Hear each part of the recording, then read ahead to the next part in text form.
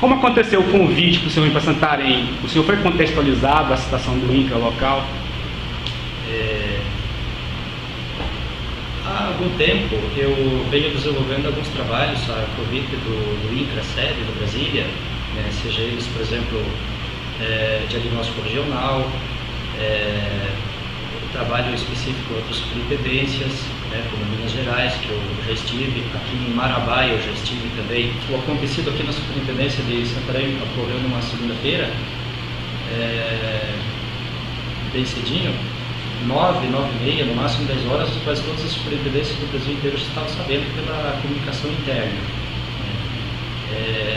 11 da manhã já telefonaram para mim solicitando se eu aceitaria ser o superintendente aqui dessa superintendência regional. Na terça-feira tive o segundo telefonema da presidente do INCRA, Maria Lúcia Falcon. Aí marcamos então uma conversa no INCRA sede lá em Brasília, que eu até então estava na superintendência do INCRA no Paraná. Eu era chefe da divisão de educação em terras. E essa reunião lá aconteceu na mesma semana, mais no final de semana, e aí foi que a gente fechou então uma proposta. Pegamos um monte de outras informações lá no INCRA-SED, desde as diretorias, da auditoria do INCRA, procuradoria, né, para se inteirar da situação interna aqui da superintendência, né, que não se tratava unicamente do afastamento de um superintendente e o chefe de uma das divisões, mas um passivo muito grande que aqui estava instalado.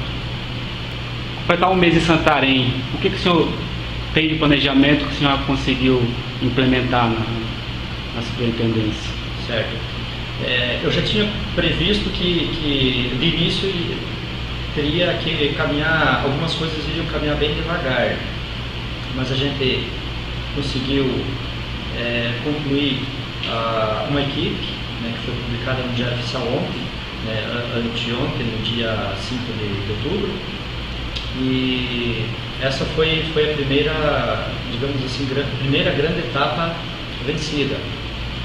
Antes disso ainda, a gente já estava se inteirando dos diagnósticos das situações de maneira geral, né? E a gente consegue dividir em torno de 3 ou 4 grandes temas que a gente vai ter que trabalhar aqui, né? Um deles é a ação civil pública lá de 2011, né, que interditou vários projetos de assentamento. Convênios, contratos e termos de compromisso é outro tema que me foi repassado. Muitos convênios atrasados e foi não tomado as devidas providências aqui dentro da superintendência.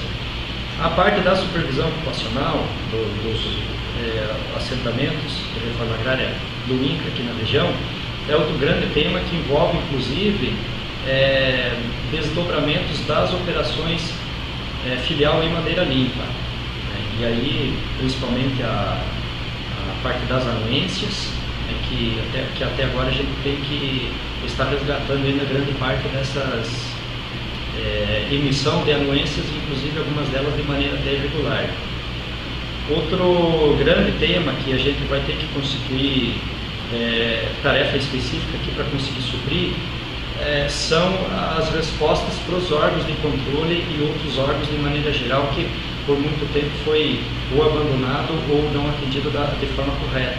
Só para ter uma ideia, o Ministério Público Federal aqui de Santarém passou a não encaminhar mais expedientes aqui para a superintendência do INCRA, mas estava encaminhando já para o INCRA-SED. Montes e montes de documentos que a gente conseguiu encontrar aqui que não foram respondidos e vários outros documentos que estão nas divisões ainda. O crédito e infraestrutura, a gente está já estruturando uma forma de ter um diagnóstico dos assentamentos, né, o que foi aplicado, o que falta ainda ser aplicado. Os conflitos aqui na região, junto com a necessidade da supervisão ocupacional também, a gente está constituindo um grupo, né?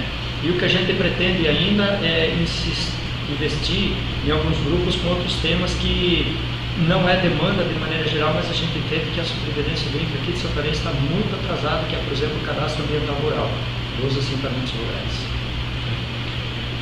A partir dessas ações, o senhor acha que é possível, em quanto tempo, fazer com que o INCRA retorne a prestar um bom serviço para o seu público?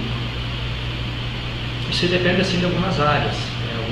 Por exemplo, a parte da supervisão ocupacional algumas delas é possível a gente regularizar a situação de alguns projetos de assentamento, eu acredito que até o final do ano, né? Porque grande parte dos processos já foram iniciados e eles foram parou a tramitação dentro da superintendência. Então a gente resgatando esses processos, são vários, são pilhas e pilhas de processos, né, que simplesmente parou o trâmite. Então a gente consegue resgatar isso aí e alguns deles acreditam não necessitar de trabalho de campo, né.